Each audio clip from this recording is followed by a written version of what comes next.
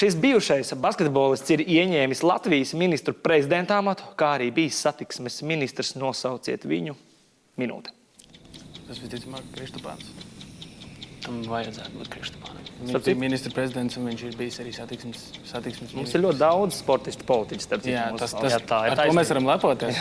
Tad viņi zina, ko nozīmē riskēt un iet uz rezultātu. Jā. Un kāda basketbols ir Šneps? Šneps tas nav? Nu, diez vai. Kristupāns, kas vēl no tādiem senākiem. Arī politikā. Mums ir daudz futbolisti, svarcēlēji. Bet basketbolisti nav citi man. Basketbolists, kurš ir bijis Latvijas ministru prezidents.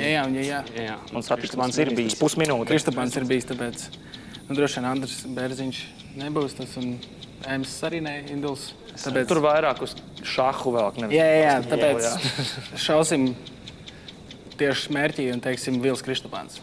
47. sekundē. Pirmā pareizā atbilde šokar Vēja brāļi gūst savus pirmos punktus. Tas tiešām ir Vils Kristupāns. Visu raidījumu skaties Latvijas Telekom televīzijā 360 TV un aplikācijā Shortcut.